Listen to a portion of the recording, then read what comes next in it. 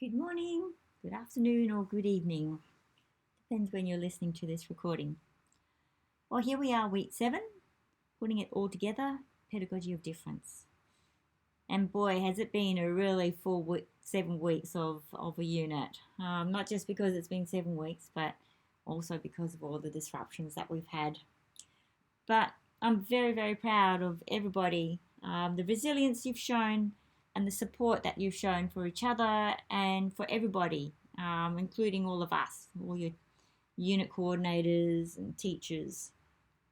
So well done getting to the end of this week 7 now.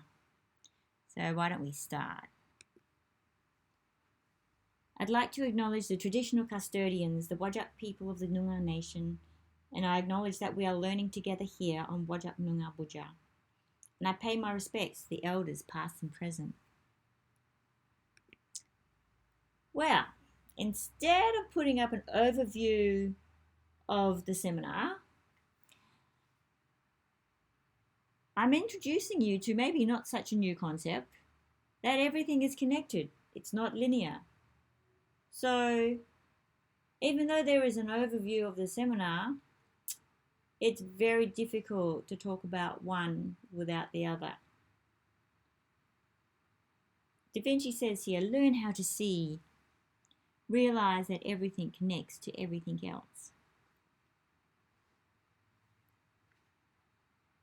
So let's go and see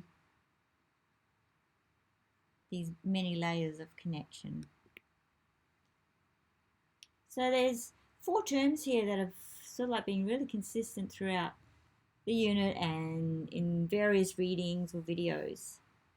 Culturally relevant pedagogy, culturally responsive pedagogy, a pedagogy of difference, the third space. Why is the third space written in bolded green writing?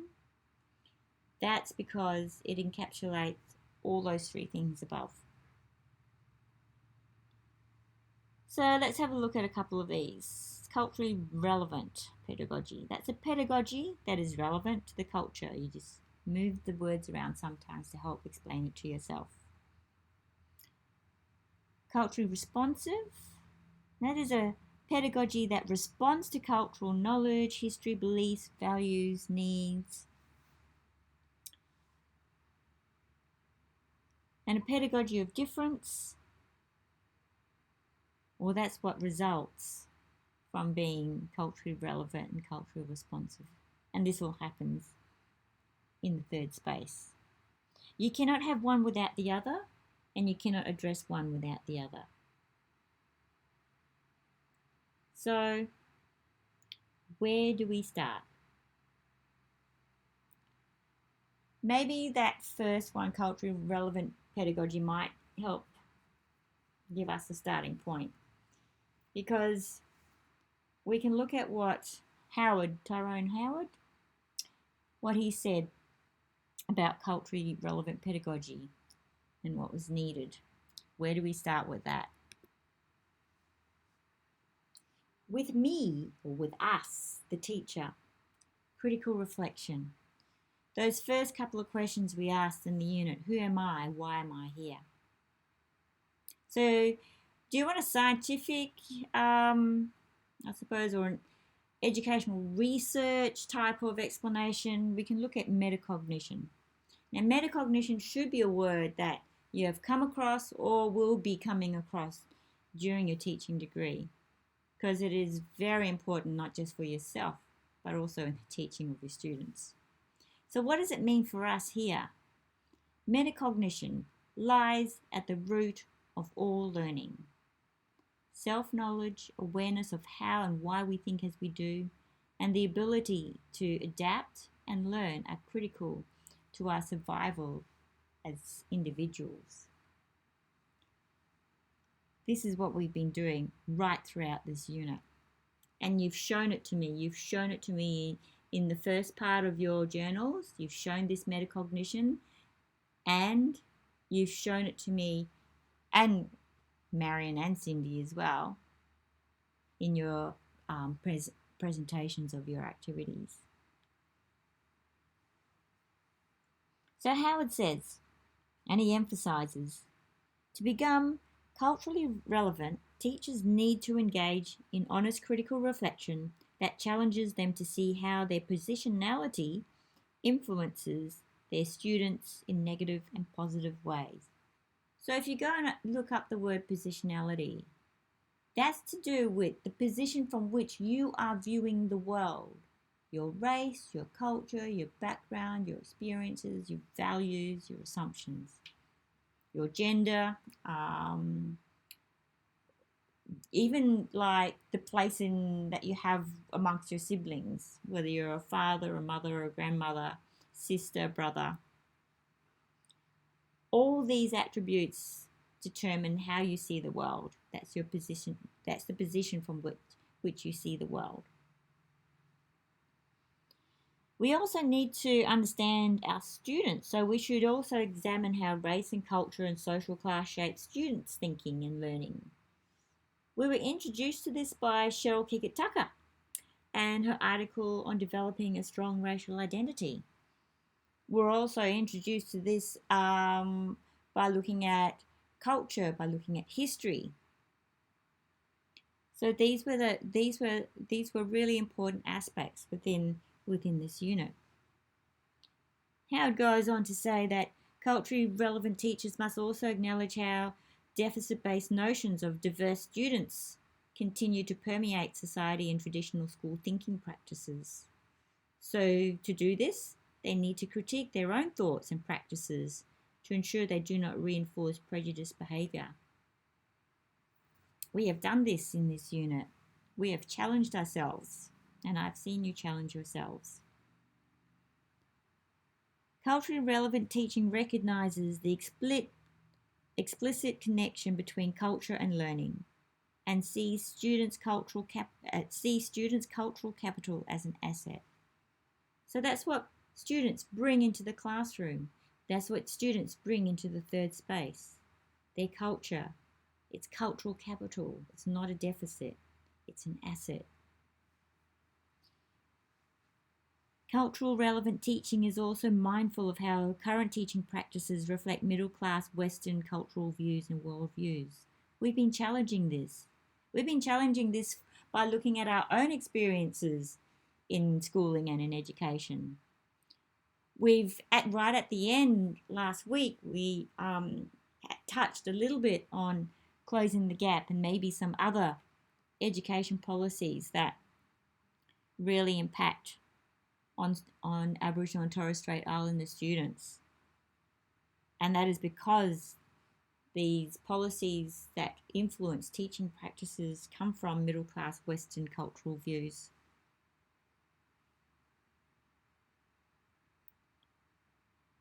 So how do we get there? How do we get to that culturally relevant pedagogy that we're talking about? Well, Howard says, and he emphasises this, he says the formation of culturally relevant teaching is impossible without critical reflection. And this is what we've engaged in with the journal reflections. This is what we engaged in week 2 when we looked at stereotypes. This is what we've looked at every week when questioning, in ourselves what we know or used to know when faced with the new material and content that you've seen in this unit.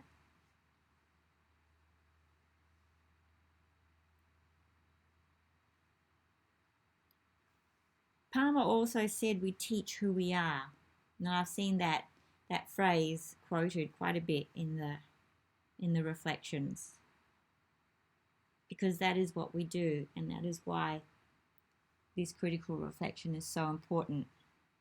And hopefully you can see the connection between that critical reflection and then the previous slides: culturally relevant pedagogy, culturally responsive pedagogy, pedagogy of difference, and the third space.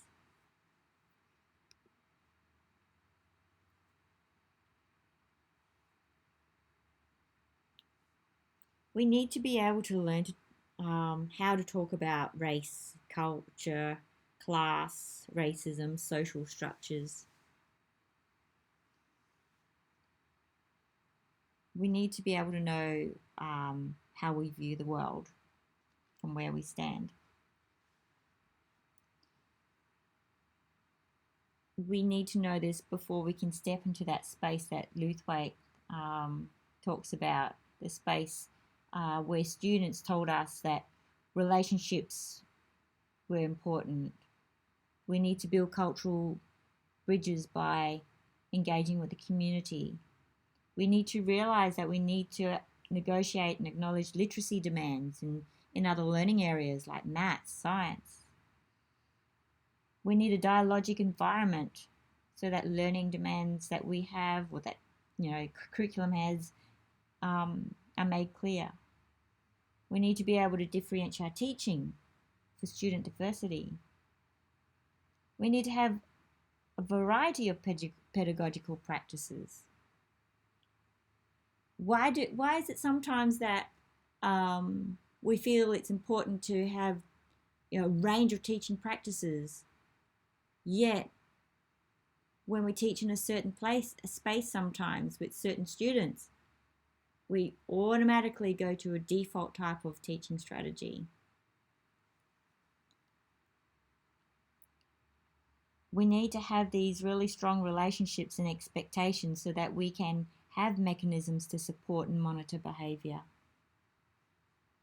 Now, the parents said to us, understand our history with education. Understand that, the kids code switch. Know what that means. These are all aspects that we've touched on and introduced you to during this unit. The inability of schools to change. I think you're beginning to realise that now with your comments that I'm hearing in discussions. Schooling and teaching needs to affirm cultural identity. Yes, Gerald Kikutaka, strong racial identity. We need holistic alternative points of view. We need a holistic focus, not just on achievement. And this is something that is talked about in education generally.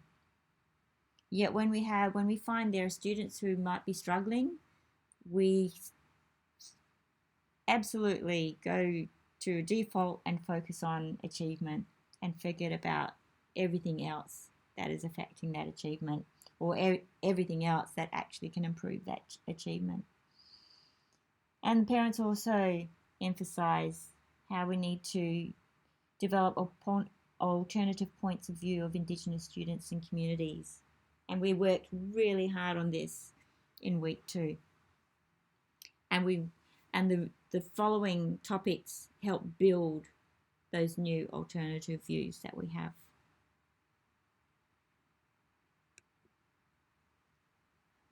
Okay, let's go down to that third space.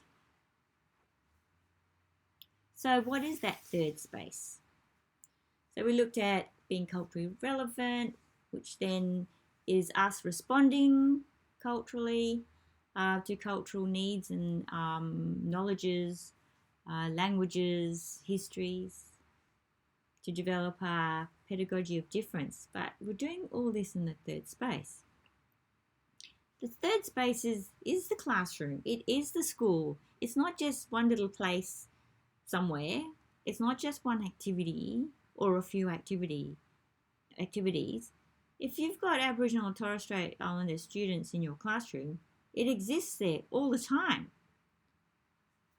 The other times it exists is if you've got students from other cultures in your classroom as well. But this unit is focused on Aboriginal and Torres Strait Islander students, so we're focusing on the third space for Aboriginal and Torres Strait Islander students. So here are some of the things that kind of, and there's more, this is just some I said, that are in that third space. This is what is brought into the third space. It's your identity and history and beliefs. It's you getting to know the students, their likes, dislikes, culture, family, knowing each student is unique, is developing a rapport and relationship. It's then those knowledges that you bring with you, your own knowledges, your pedagogical skills, and your curriculum knowledge, your content knowledge, your resources, all of these things you bring into this third space. While you're in there, you're observing and listening. What cultural capital do they bring? What are they having difficulty grasping? What do they connect with? What is their learning style? Together with that, the students are bringing in their identity and beliefs and history, their diverse cultures, their cultural capital, their language, families, strengths, interests, their needs, their aspirations. Students' knowledges and cultural capital, again, I say it a few times, resources, their styles of learning. There's different ways of learning that they have. So when you are working, including culture, affirming culture, embedding Indigenous knowledges in curriculum, when you're working and developing relationships with these students and you're beginning to understand their histories, you're beginning to understand language and how they have to code switch, you're beginning to get to know them, know how they think, know how they learn. That is the third space. It's there every day in your classroom.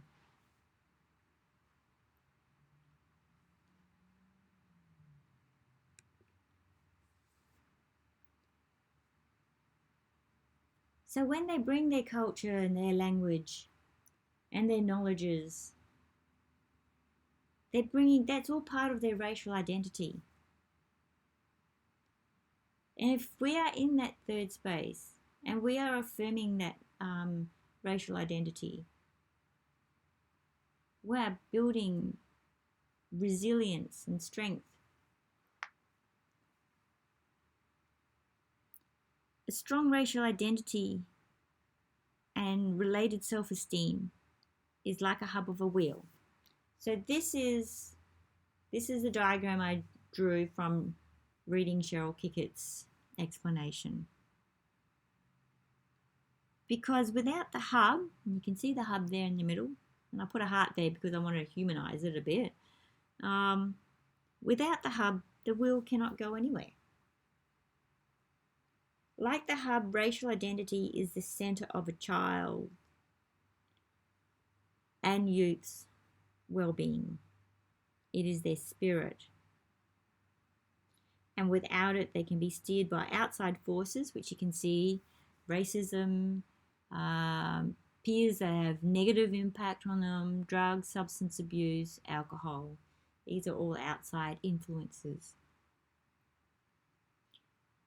So without their spirit and their strong racial identity, they can be steered by these outside forces, which determine how fast to go and which direction to travel. And here we look at a couple of directions. Because racial and cultural identity all impact on learning, academic outcomes, achievement, life choices, and you can add a few other aspects of life there as well.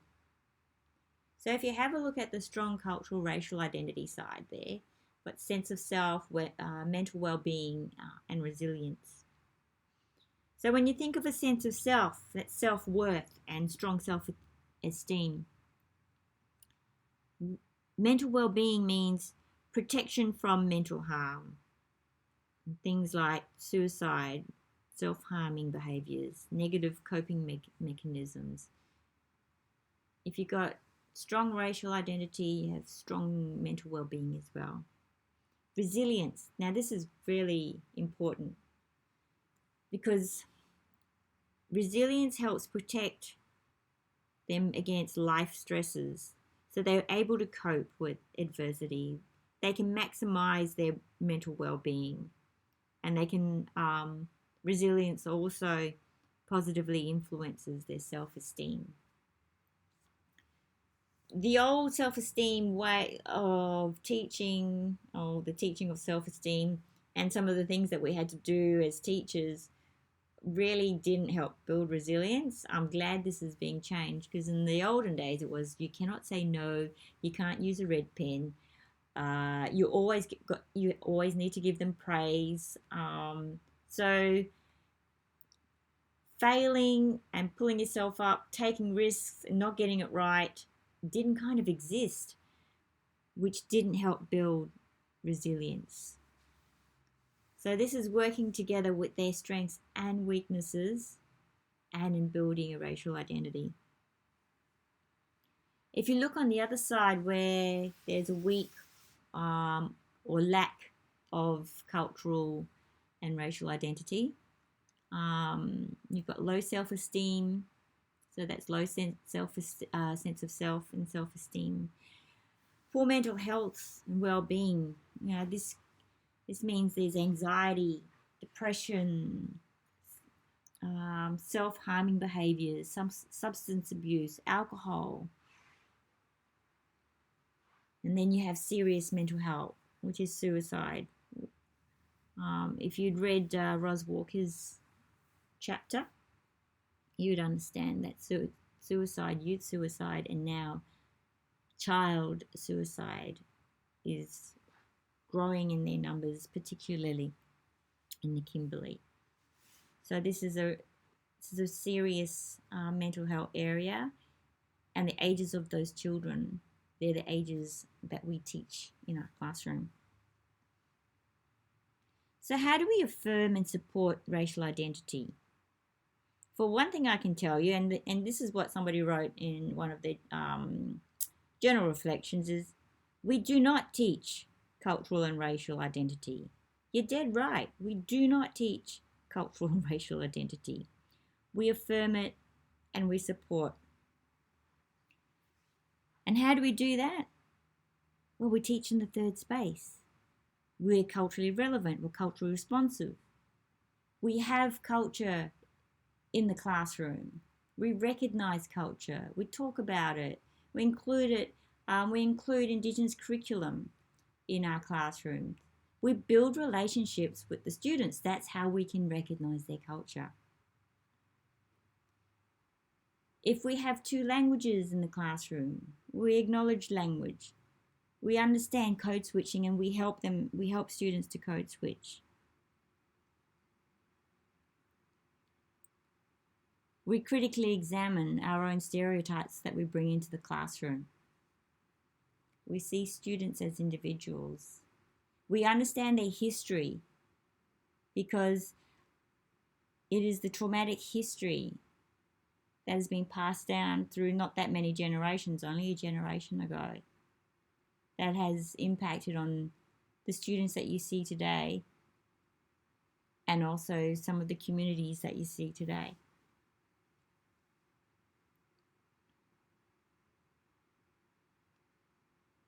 Culture, language, worldviews, resources that we have in our classroom are books. Do we have books with Aboriginal and Torres Strait Islander content? I keep talking about Muggabala books all the time. Some of you have shown, have actually used examples from the books that are from Muggabala books. Build those relationships with the community. Go back to Luthwaite's article. Remind yourself of what the community wants there, and then observe and listen to what the community wants where you go and teach. Build those relationships. And here we go. We've got the relationship slide. How about that? You'd have thought that I planned it.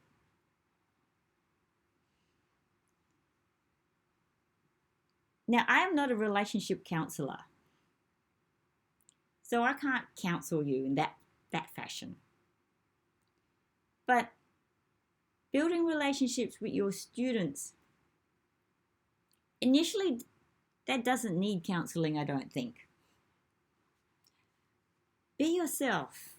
How do you talk to other children, other youth, or people that you meet? How do you say hello? How do you say, how was your day? How do you say, what did you do on the weekend? If you know they play sport, just ask them how the game went. Hear them listening to their favourite music. Might not be your favourite music, but find out who that is that they're listening to. And you'll get it wrong sometimes. In my year 5 class, the kid's like, now I've got to get this right, Justin Bieber? And I kept calling him Justin Beaver. And of course, it caused a lot of laughter. And it made me human, So remember, humour, laugh, make mistakes, it's all fine. Get to know those students. Be present. And by that I mean you need to look and listen. As teachers, I found this myself. As teachers, we're so often looking at the end product already. Even on the first day of term, we're thinking about writing reports or that dastardly NAPLAN. I won't mention that word again. But be present. Know what's happening right there in front of you. Be interested. I know sometimes it's a really busy day and it's really hard to be interested, but make the time. If it's not right, first thing in the morning, maybe at lunchtime or recess when you're walking around the schoolyard. Be around after school if they want to chatter to you. That's how you get to know them. Be willing to make mistakes, like I said before, and learn. Your own integrity will show you. So you might not know all the cultural protocols. There's lots of things you can do to find out ahead of time. You can do a bit of research on your school. You can ring people there. You can see what language group they're from the Aboriginal Languages map. Some of the sites, I only put a couple of the sites in the regional areas, but there are local cultural organisations that have websites. Be aware that your journey is always continuing. This is only the start. I mean, I won't say how old I am, but you probably know, but I'm many years down the track. My journey is still continuing, and I have had really huge upside down moments when my life was turned upside down because I thought this and I had it completely wrong. And I grew up in the Kimberley. I went to school with my Aboriginal friends. I did an Aboriginal unit. I did some Aboriginal studies. And then I went to Broome not that long ago and still got turned on my head. So just realize this is the start of your learning journey. You will get turned on your head again sometime, more than once probably. But if you're willing to learn and make mistakes and learn from them, you'll find the Aboriginal people that know you will support you forever. As one of my colleagues and students who says, if you've got an Aboriginal person that's got your back, they've got your back forever. Be patient with yourself and others. Be with like-minded people. That is so different because you may have experienced it already when you say you're, doing this unit, and you'll hear what other people say, and you'll find it really hard to articulate sometimes what you know is wrong, but that will grow. The way in which you can talk about racism, stereotypes, misinterpretation, mistruths. As you mix with more like-minded people, you'll learn how to talk about it. Continue learning about Aboriginal culture, peoples and histories. I put a big list, which is only a little list actually. There's only just a little list. And all I did was Google. I mean, I had a little bit of a head start because there's a few things I've gone to. And I have formed my own networks. But that's just on Google. And like my last point, be a good Googler. You can look up culture and history and cultural workshops. There are Noongar websites up there that you can learn about Noongar culture. use the advice from the Narragansett evaluating resources to figure out if you're looking at a credible site, and that's where you want to get your information from. There's cultural workshops, events after COVID-19, Aboriginal cultural local websites, so you can go out and join the community after COVID-19. So there are many ways in which you can build relationships within your community. But you can start now before you even graduate. Once we're out of isolating ourselves, you can start going to local events.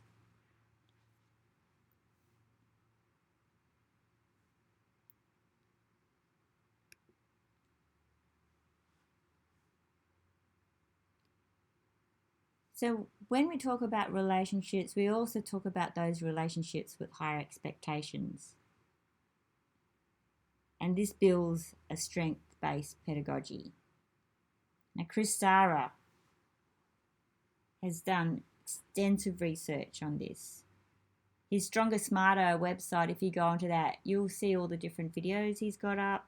He also does workshops nationally. So they run workshops here. They've run a lot of workshops up in the Kimberley. So if you're wanting to make changes in your school and you have, a sizable amount of Aboriginal kids in your school, because that's often how schools determine where to spend money on, encouraging them to bring in the Chris Sara Stronger Smarter workshops is a very good first step into educating yourself and your school as well. But if you have a look at this quote that I've taken out of his paper, he says, the Stronger Smarter philosophy rejects the negative deficit thinking. And we talked about deficit-based thinking about Aboriginal students, but here it's deficit thinking for both teachers as well, teachers and students, and promotes the idea that the same high-quality teaching strategies used for all students are relevant for Indigenous students as well. So this is where we talk about high expectations. We're talking about high expectations, meaning that we don't drop our expectations and choose poorer quality or lower quality teaching strategies. We have those same high quality teaching strategies that we use for all students. And by focusing on the strengths of the students and teachers, Stronger Smarter encourages a strong sense of cultural identity, belonging, and being valued for all students, with the belief that this will improve student learning. So, we talked about belonging in the beginning when we're looking at our family tree. We can link that to how Cheryl Kickett-Tucker talks about racial identity and cultural identity as well. And being valued, that's a consistent message through this unit and through the readings that we've had. So strengths-based, if you want to know what activities should I do, what curriculum can I embed, use the resources that we've given you here in this unit. Start with that first. Narragansett, that has a pretty good range of resources. And if you want to look outside of that and create some own activities by using Indigenous authored books, you've got Muggabala books as well. You can have a look at the websites that are around, just like the Noongar Culture website, the IATSIS website. They all have really good content that you can use in your teaching. It's not about making it up. It's about going and finding those resources that are already there, that have been put together by Indigenous educators or in collaboration with Indigenous educators. I've actually ordered in to the library a brand new resource for early childhood, primary, and upper primary. I think it goes to year 8, that area. From IATSIS. It's a full teacher resource program to use in their classrooms. It's the library's still processing it though at the moment. So as soon as that's available, we'll be able to let you know. So this is just going on to what now. I kind of moved on to that a little bit. So what now? Observe and listen and be present. I mean, we fill ourselves so much, fill our minds so much with what we have to do, all the strategies I've learned, this is all the content, I've got to write these programs. But you won't know your students until you observe, listen, and you are present. Make critical reflection a part of your thinking. Everywhere you go is going to be different. Every school is different. Every region is different. The students between regions are different. So make that critical reflection a part of your thinking. You might think you've got to the guts of everything in this one week 2 session that we did. But wait till you go there. Observe, listen, be present, critically reflect. Use what you've given. That's what I've just said before. Use what you've been given in this unit. Download. You can print out that whole unit reading list. There's a print option where you can just print it out if you don't want to go in and save all the content that's in there. Because I've also put extra resources in the recommended readings. So if you ask me how am I supposed to develop my understanding of culture and history more, I will kind of look at you cross-eyed, because there's a whole library in this unit that you can start with. And there's a whole list of web links that I've given you. So that's where you start. Be curious. I said educate yourself. Educate yourself about cultures and languages in your local area. There are Noongar lessons around this area. There's some in Freo. And I think there's some at Langford Aboriginal Association as well. But you'll have to wait until we're stopped isolating ourselves. Connect with community. So at the moment you'll be connecting on Google and Facebook, so you can research all the kind of events that could be coming up. Seek like-minded people. That's really important, because that really expands your learning and your understanding, but it gives you support as well. It can be a little bit lonely when you've gone through the process of self-reflection, and then you're relearning or unlearning and then relearning what you knew before. Start with strategies and resources you know. And you're in schools. Each school is attached to either the Department of Ed or one of the private school sectors. So you've got Catholic Education Centre, and then you've got the Australian Independent Schools as well. So all those organisations have an Aboriginal directorate or an Aboriginal Education Centre. So that's what they're there for. They're there to support schools and teachers. So you're never alone. So the what now? That's the last bit of my seminar. And I haven't kept a track on the time, so I hope I am not over time. But I wish you good luck. I wish you good health and to keep safe over the next few months. Keep sane, and get out there on that Google and Facebook, and also connect with people and friends to keep up your spirits and keep you motivated.